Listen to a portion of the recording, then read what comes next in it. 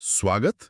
आज हम एक ऐसी जगह की बात कर रहे हैं जिसने सदियों से नहीं बल्कि हजारों सालों से सबको हैरान किया है, स्टोनहेंज। हाँ, बिल्कुल।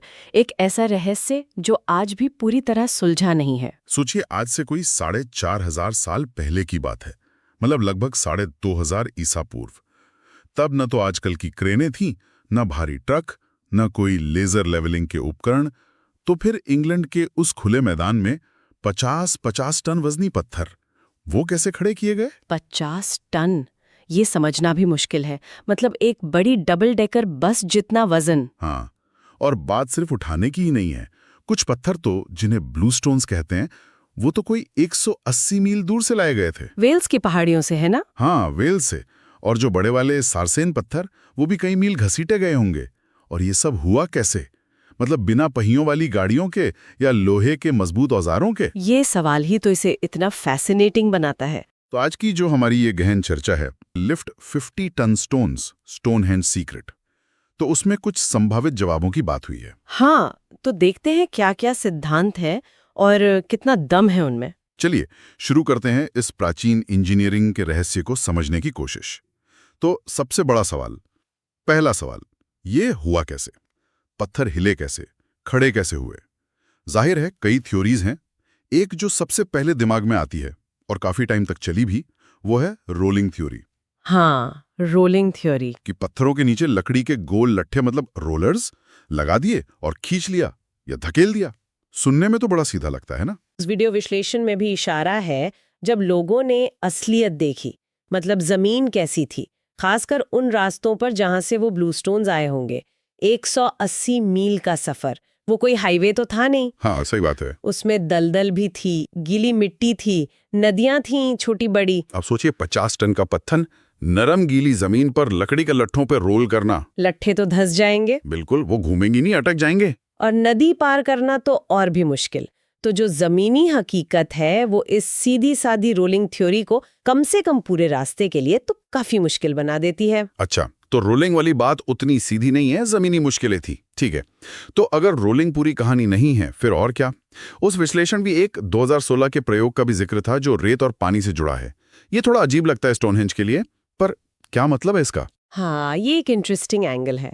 वो जो 2016 का प्रयोग था नीदरलैंड्स में, वो असल में प्राचीन मिस्र की तकनीकों को देख रहा था, लेकिन उसका जो सिद्धांत है वो कहीं भी लागू हो सकता है।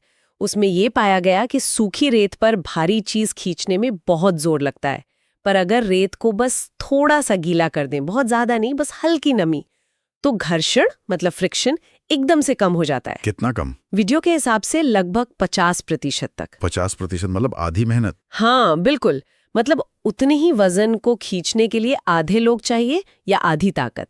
अब स्टोनहेंज रेगिस्तान में तो है नहीं, पर यह प्रयोग एक बड़ी बात बताता है कि सतह की कंडीशन को समझदारी से बदलकर काम आसान किया जा सकता है। अच्छा, तो क्या स्टोनहेंज बनाने वालों ने भी कुछ ऐसा ही किया होगा?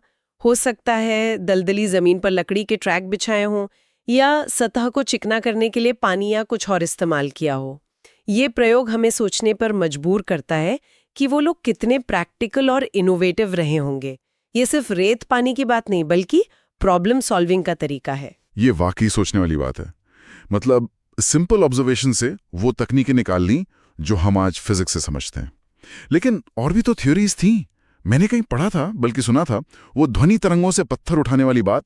वीडियो विश्लेषण में भी कहा गया कि ये सही नहीं है, पर ये आइडिया आया कहां से? इतना अजीब। हाँ, ये एकॉस्टिक लेविटेशन वाली थ्योरी, ये रहस्य और कल्पना की दुनिया में काफी घूमती है। ये इस सोच पर आधारित है कि शायद पुरानी सभ्यताओं के पास साउंड का कोई ऐसा सीक्रेट ज्ञान था जो अब खो गया है, कि वो खास फ्रीक्वेंसी या तेज ध्वनि तरंगों से ग्रेविटी को ही कैंसिल कर देते थे। पत्थर हवा में तैरने लगते और जहां चाहे रख दो। सुनने में तो एकदम साइंस फिक्शन जैसा है। हाँ, बिल्कुल। और ये स्टोनहेंज जैसे रहस्यों को और गहरा और अलौकिक बना देता है।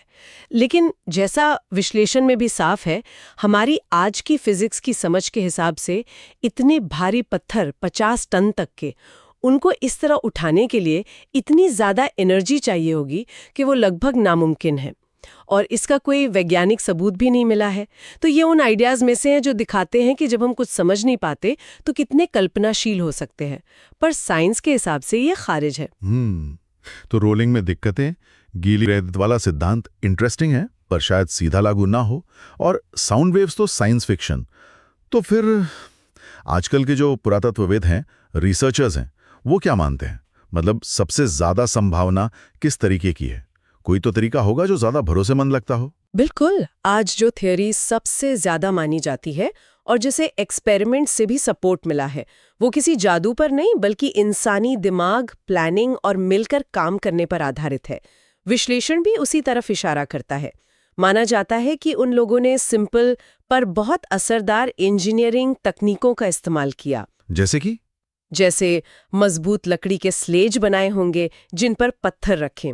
फिर इन स्लेजों को खींचने के लिए शायद लकड़ी के ट्रैक या रास्ते बनाए हों ताकि फ्रिक्शन कम हो। पत्थरों को उठाने और सीधा खड़ा करने के लिए शायद बड़े-बड़े लकड़ी के ए फ्रेम या लीवर का इस्तेमाल किया गया हो।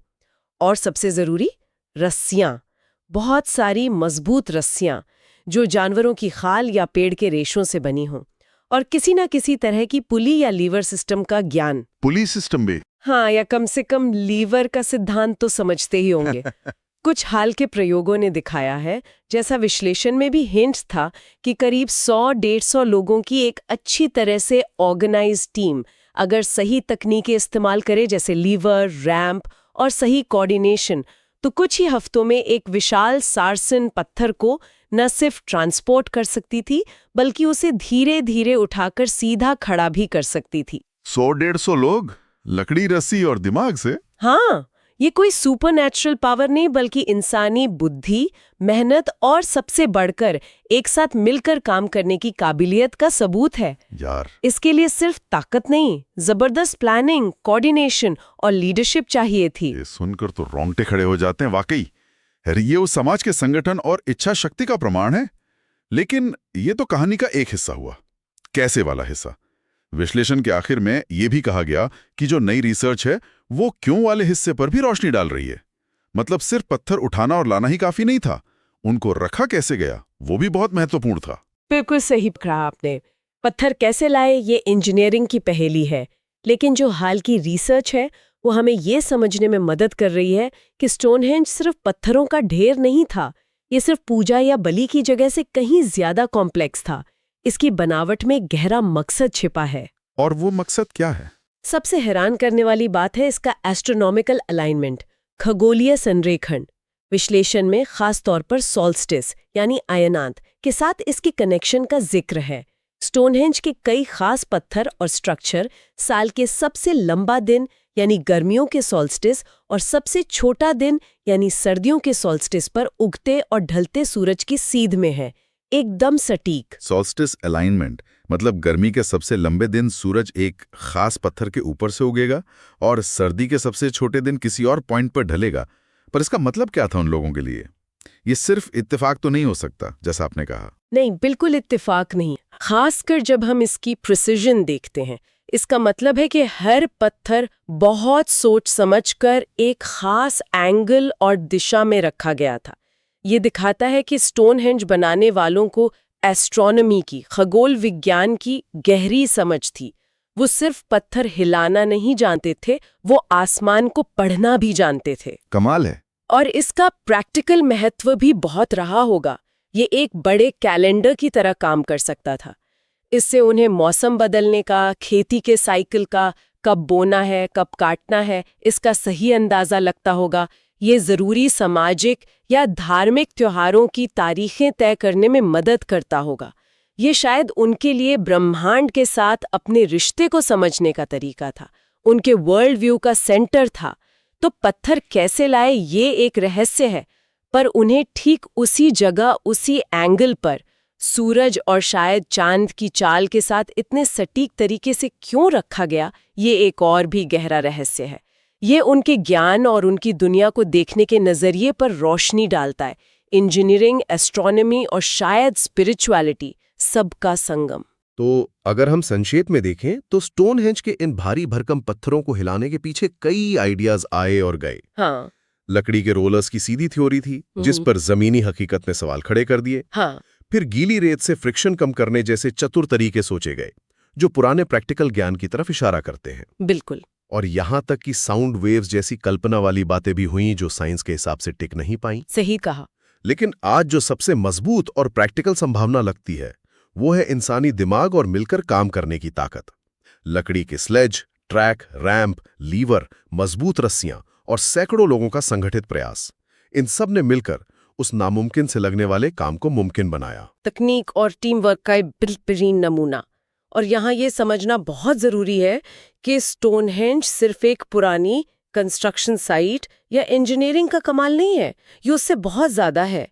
पत्थरों का सॉल्स्टिस सन के साथ और शायद दूसरी आसमानी चीज़ों के साथ जो सटीक अलाइनमेंट है, वो साबित करता है कि इसे बनाने वाले समाज के पास सिर्फ गजब की प्रैक्टिकल स्किल ही नहीं थी, बल्कि एस्ट्रोनॉमी, ज्योमेट्री और शायद कायनात की लय की भी गहरी समझ थी। पत्थर कैसे लाए और खड़े किए, ये उनकी फिजिकल और ऑर्गेनाइजेशनल क्षमता दिखाता है, पर उन्हें ठीक उसी जगह, उसी एंगल पर, उस कॉम्प्लेक्स एस्ट्रोनॉमिकल पैटर्न के हिसाब से क्यों रखा गया, ये उनकी बौद्धिक और शायद आध्यात्मिक गहराई दिखाता है। ये सिर्फ पत्थर नहीं है, ये उस समय के ज्ञान, विश्वास और दुनिया को देखने के नजरिए के सिंबल हैं। एक ऐसा मैसेज जिसे हम आज भी पूरी तरह समझने की कोशिश कर रहे हैं। और इसी विचार के साथ हम आज की ये बातचीत यहीं खत्म करते हैं, लेकिन श्रोताओं में लिए एक सवाल छोड़ जाते हैं। अगर आज से 4,500 साल पहले बिना किसी मॉडर्न टेक्नोलॉजी के लोग न सिर्फ 50 टन के पत्थर मीलों तक ले जा सकते थे, बल्कि उन्हें आसमान की घटनाओं के साथ इतने सटीक तरीके से अलाइन भी कर सकते थे, तो उनकी दुनिया की समझ, उनका ज्ञान, उनकी क्षमताएं और किन किन चीज़ों में रही होंगी जिनके बारे में हम आज शायद सोच भी नहीं सकते। हाँ, ये सोचने वाली बात है। कहीं हम अपनी आज की तकनीकी तरक्की के घमंड में अपने पूर्वजों की दिमागी और संगठनात्मक ताकतों को कम तो नहीं आंक रहे हैं? इस पर विचार जरूर कीजिएगा।